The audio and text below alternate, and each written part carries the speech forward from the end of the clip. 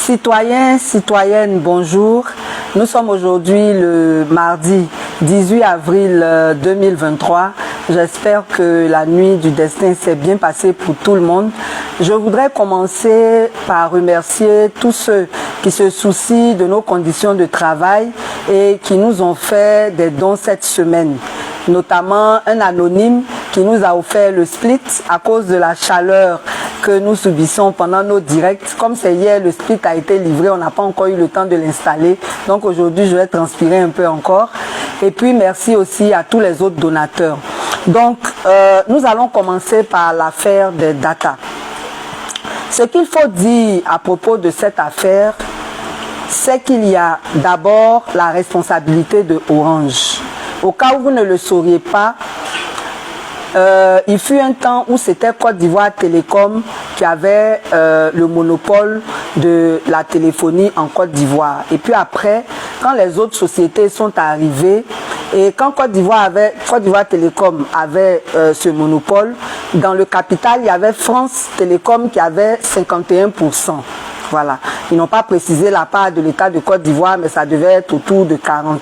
Mais lorsque les sociétés de téléphonie sont arrivées avec pour leader Orange Côte d'Ivoire, qui à l'époque s'appelait Ivoiris, il y a 85% qui est détenu par Orange Côte d'Ivoire, 5% seulement par l'État de Côte d'Ivoire et les 10 autres pourcents sont pour des nationaux et non nationaux, personnes physiques comme personnes morales. Donc, c'est Orange qui tient les choses et c'est Orange qui donne les lignes aux autres opérateurs. Ça veut dire que Orange a une certaine autorité aussi par rapport aux autres. Et c'est pour cela qu'ils nous naguent en ne changeant rien. Ils disent dans 2 semaines, qu'est-ce qui prouve que dans 2 semaines, ils vont faire quelque chose, mais c'est bon à savoir. Et c'est l'une des raisons pour lesquelles il faut boycotter Orange. Voilà, parce que c'est eux qui détiennent, on va dire, la décision véritable par rapport à tout ce qui se passe. Maintenant, par rapport à l'ARTCI qui représente le gouvernement et qui est censé veiller sur l'intérêt des consommateurs, il y a plusieurs problèmes. C'est-à-dire que le premier, c'est que l'ARTCI n'a pas su préserver nos intérêts parce que c'est l'ARTCI même qui a interdit la libre concurrence. On dit que nous sommes dans un État libéral. État libéral, là, ça veut dire que c'est la libre concurrence. Et ça, c'est à l'avantage des consommateurs puisque chaque société va chercher à séduire les consommateurs pour que les clients viennent chez eux.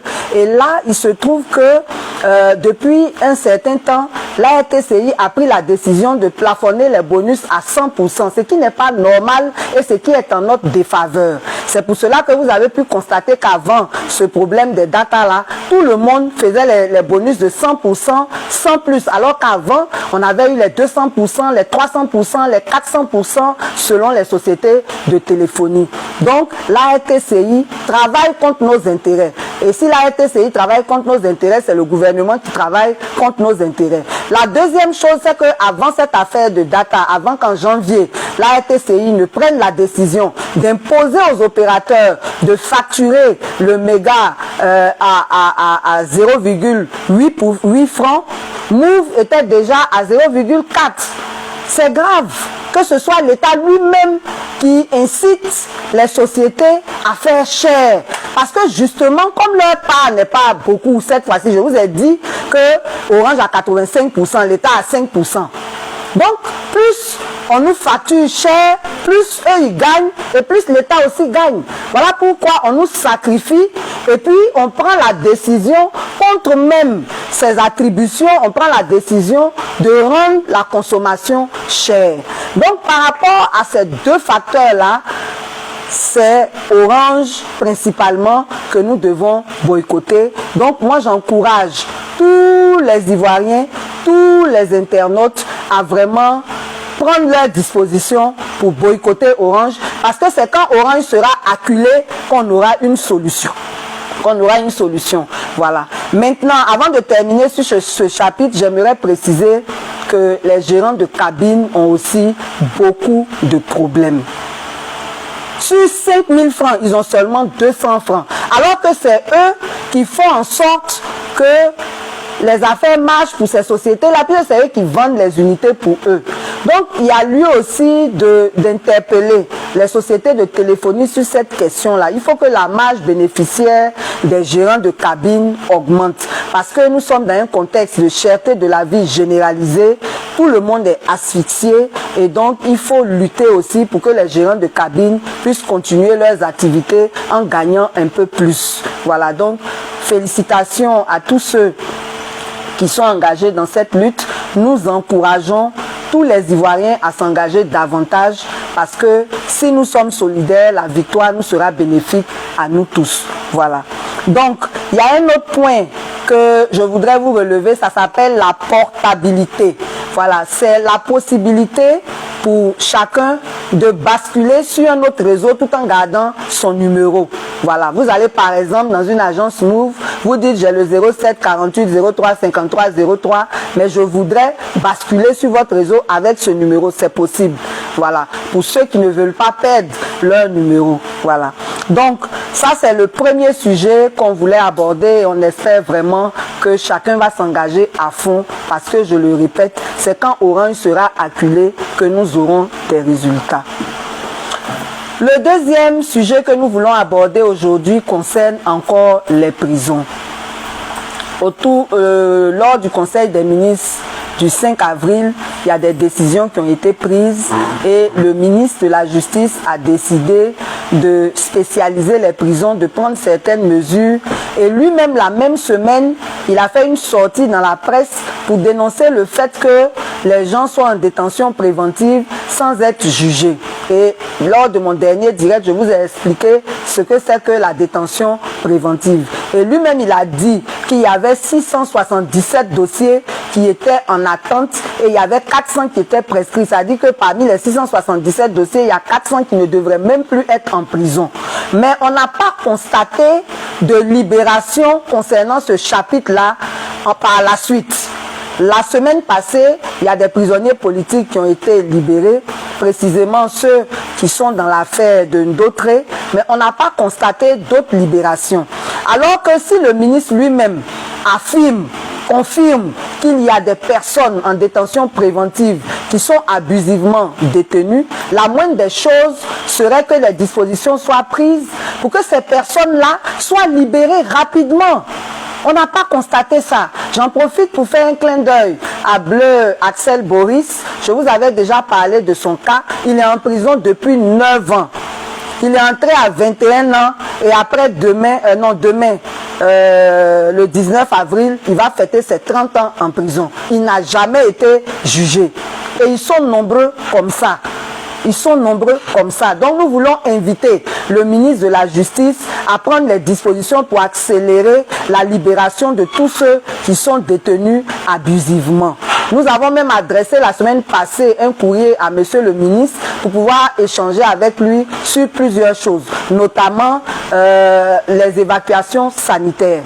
Je vous avais déjà dit que avant, c'est le régisseur, après que le médecin ou l'infirmier ait jugé nécessaire qu'un détenu aille se faire soigner hors de la prison, c'est le régisseur qui donnait son accord et le prisonnier était évacué. Il se trouve que depuis un certain temps, après avoir dit que c'est le juge qui doit donner l'autorisation, on a encore plus compliqué en disant que c'est le ministre, alors que le ministre n'a pas le temps. Le régisseur, c'est lui qui dirige la prison, il habite même à côté de la prison, il a la possibilité de vérifier rapidement l'urgence de ces cas-là avant de prendre une décision. Donc vraiment, nous aimerions qu'on revienne à cela. Et la semaine passée, j'ai fait une publication pour dire qu'il y a une dame du nom de Rosalie qui a atteint du cancer, qui suit son traitement depuis la prison et ça se passait bien sans problème. Mais depuis 2 mois, on ne lui permet plus d'aller voir son médecin alors qu'elle avait fait une première série de chimio et après ça, ça n'a pas été concluant, il fallait reprendre. Donc si elle ne va pas voir son médecin, comment on peut encore programmer les prochaines séances de chimio? Ça, c'est comme si on participait à la mort des personnes qui sont en prison. Il faut qu'il y ait des mesures d'urgence pour que véritablement, quand c'est nécessaire, un prisonnier puisse aller à l'hôpital sans trop de tracasseries. Voilà. Donc, ça c'était pour un deuxième point. Le troisième point, il concerne les grâces et les remises de peine. Je vous avais déjà dit que nous tous on sait que le 6 août et le 31 décembre, le chef de l'État s'adresse aux Ivoiriens. Et lors de cette adresse, il prend des décisions pour libérer des prisonniers par des grâces, des remises de peine ou des cassations.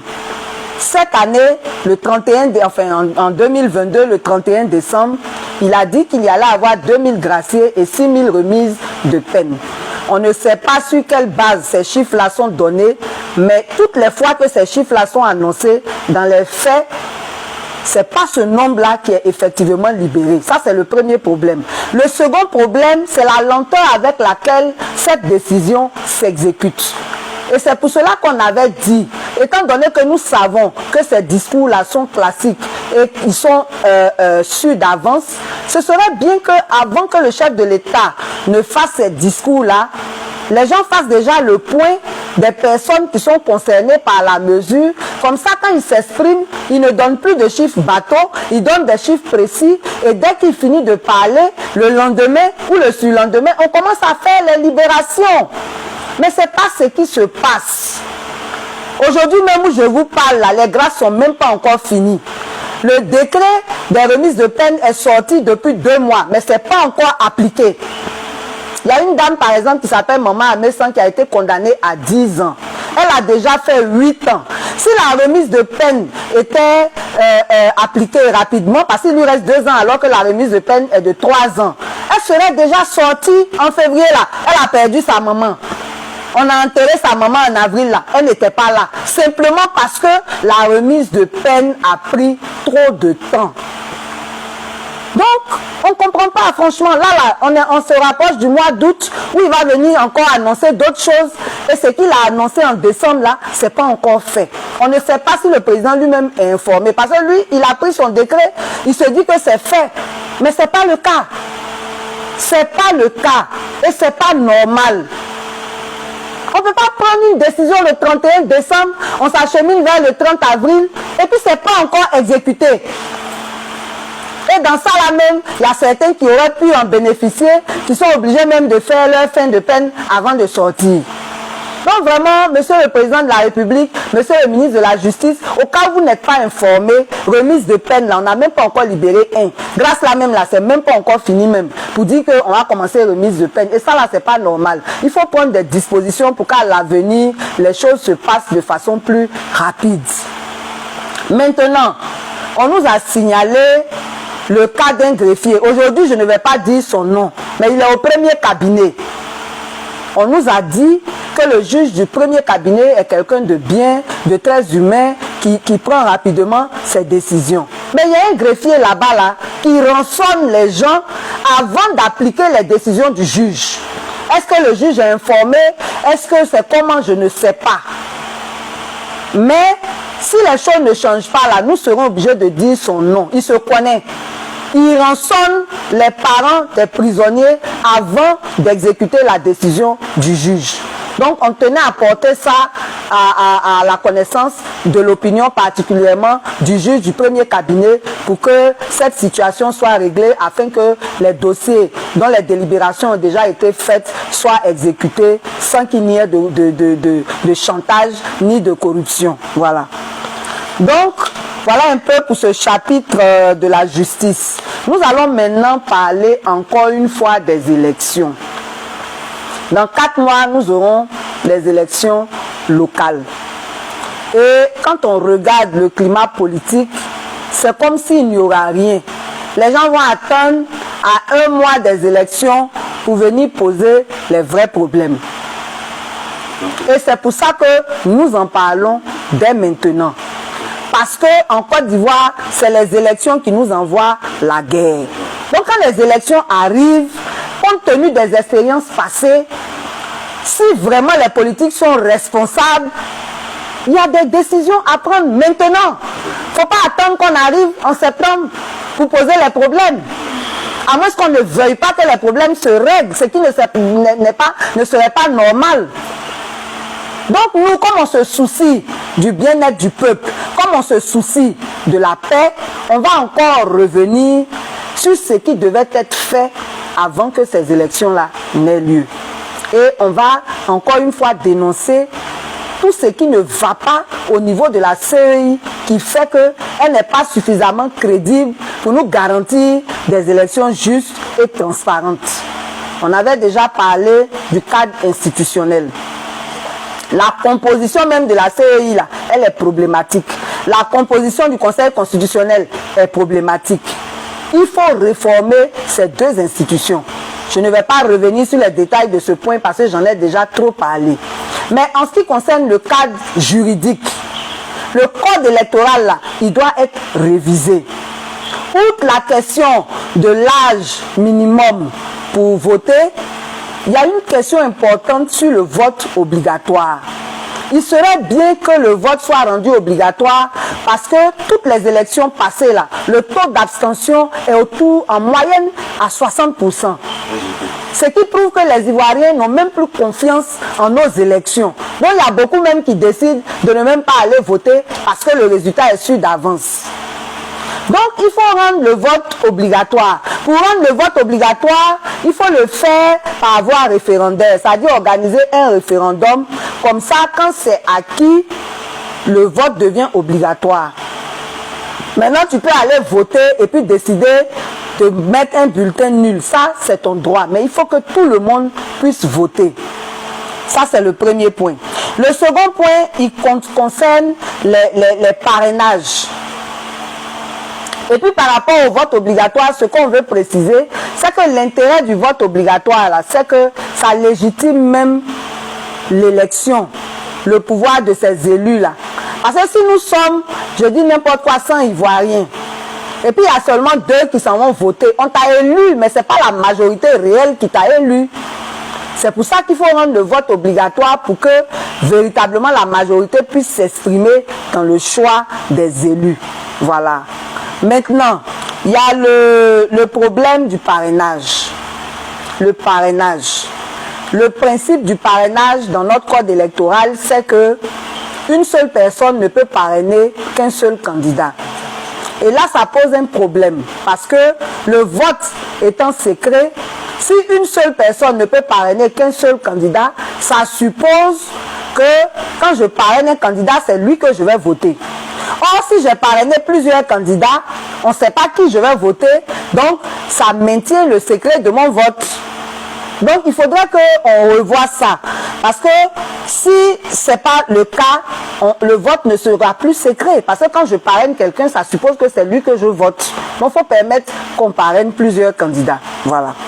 La deuxième chose, c'est interdire le cumul de postes. Ça aussi, on en a déjà parlé. Le cumul de postes. Il y a des postes qui sont incompatibles. Tout le monde sait qu'il y a l'exécutif, le législatif et le judiciaire. Mais il y a des postes qui sont de l'exécutif. Par exemple, quand tu es ministre, tu es dans le gouvernement, c'est l'exécutif. Tu es à l'Assemblée nationale, c'est le législatif. Mais quand on prend les postes même de député et de maire, là, un député ne peut pas être à la fois maire. Le maire, là, il est dans l'exécutif. Le député est dans le législatif. Donc, quelqu'un ne devrait pas être à la fois député et maire. Par contre, un député peut être dans le conseil municipal parce que dans l'organisation des mairies, c'est le conseil municipal là qui est un organe délibérant. Et comme là-bas, il s'agit de délibérer, le député peut être membre du conseil municipal, mais il ne peut pas être maire, parce que maire, là, c'est l'exécutif. Donc, il y a des choses comme ça qu'on doit savoir pour comprendre que quand on parle de non au cumul de postes, là, c'est pas par jalousie, parce que une seule personne a tous les postes. C'est pas ça. C'est parce que c'est pas normal. Et puis, ça permet aussi d'éviter le culte de la personnalité. Parce que nous, aujourd'hui, nous sommes en train de lutter pour que les jeunes arrêtent d'être pro ceci, pro cela. On veut que tout le monde soit pro Côte d'Ivoire, que tout le monde mette la Côte d'Ivoire au centre de ses choix. Mais il se trouve que si une seule personne est ministre, il est président du conseil régional, il est député maire, finalement, là, tout se résume à lui et ça favorise le culte de la personnalité. Ce qu'il faut éviter pour que les citoyens soient beaucoup plus libres dans leur choix. Donc, le cumul de postes là, ça doit figurer dans le code électoral qu'il ne faut pas cumuler les postes. C'est le dernier jour où je transpire. On va installer le site après. Voilà. Donc, tu as vu ce que tu as fait. Bon, excusez-moi. Donc, je parlais du cumul de postes. Il y a aussi... bon, ça c'était par rapport au cadre juridique. Donc, par rapport au cadre opérationnel, il y a un point qui est important. Il y a un point qui est important. En dehors du découpage électoral que nous-mêmes on sait déséquilibré, il y a le problème de l'inscription sur la liste électorale. On fait les choses de façon archaïque pour pouvoir mieux tricher. On dit tout le monde doit aller s'inscrire. Mais en même temps, on ne facilite pas les conditions de l'inscription. On l'a vu pendant la période de Covid. On dit il y a confinement. On ne sort pas d'Abidjan comme on veut, on ne rentre pas à Abidjan comme on veut. Et c'est dans cette période-là, on demande aux jeunes de venir faire l'inscription sur la liste électorale. Alors que pour s'inscrire sur la liste électorale, il y a certains papiers dont il faut disposer. Donc celui qui est né à l'intérieur, que le confinement a trouvé à Abidjan, il doit se déplacer pour aller faire son extrait. Celui aussi qui est né à Abidjan, que le confinement a trouvé à l'intérieur, il doit se déplacer pour faire son extrait. Du coup, ça n'a pas facilité l'inscription des nouveaux majeurs sur la liste électorale. Dans les grandes démocraties, là, il n'y a pas de recensement électoral pour la simple raison qu'on inscrit directement les gens sur la liste électorale. Le système d'état civil étant informatisé, systématiquement, on met les gens sur la liste électorale. Donc, il faut que, pour que le cadre opérationnel là, soit efficace, non seulement on révise le découpage électoral, mais qu'on fasse en sorte que les inscriptions sur la liste électorale soient automatiques. Ça permet d'éviter deux choses. Non seulement ça permet à un plus grand nombre d'être sur la liste électorale, donc de voter, mais ça permet d'éviter les transhumances. Quand c'est comme ça, là, qui va aller déplacer des électeurs pour aller voter là où ils ne doivent pas être? Donc vraiment, montrons un peu de bonne foi, parce que les élections, là, ça détermine beaucoup la paix dans notre pays. Et il faut que les dispositions soient prises pour que véritablement on puisse vivre des élections dans la paix comme un vrai jeu démocratique au lieu d'être toujours inquiet.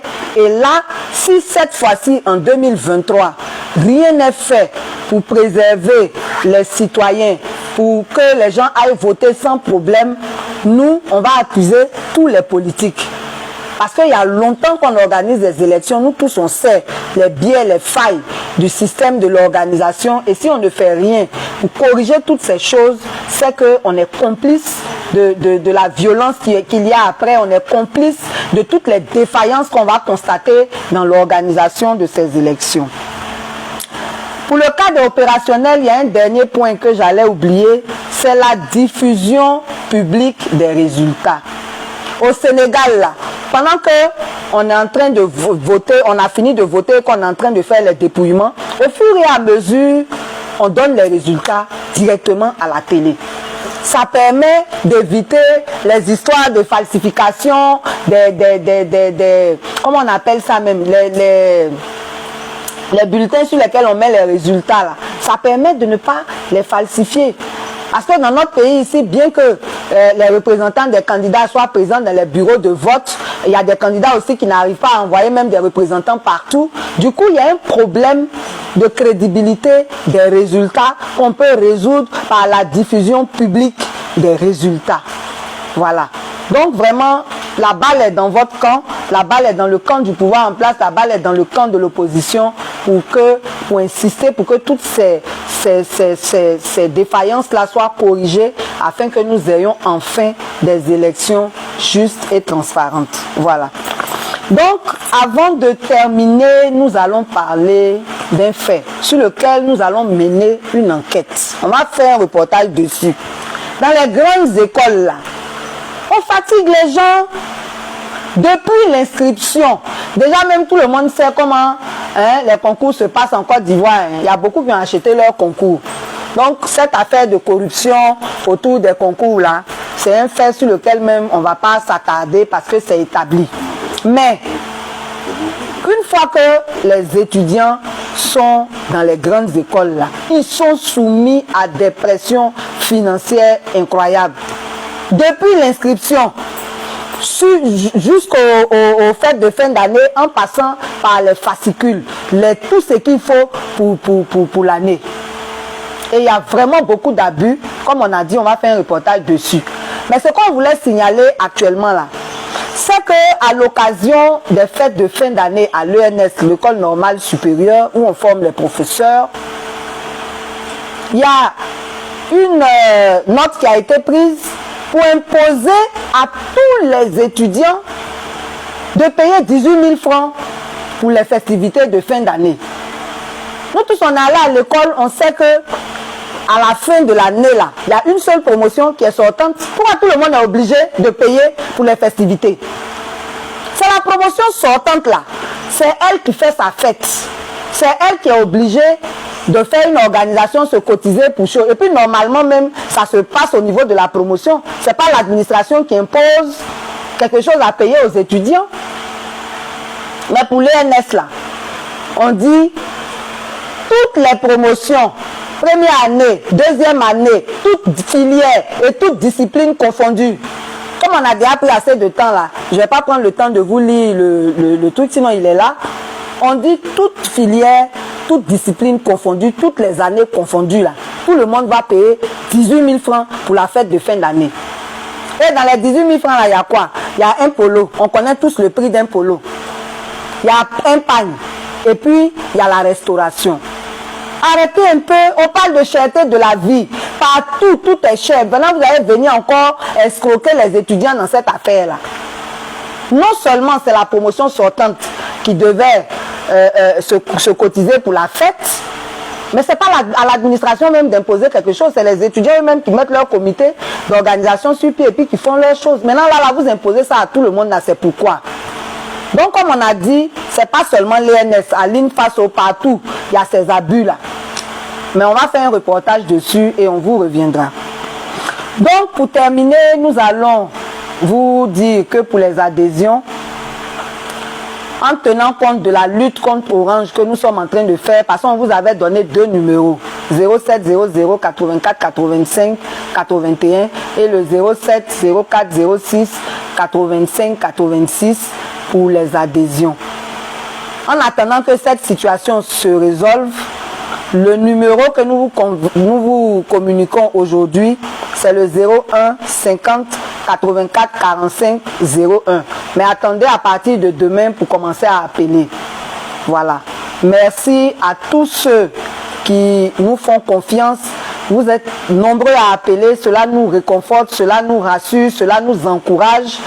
Les frais d'adhésion qui s'élèvent à 10 000 ont aussi commencé à être payés.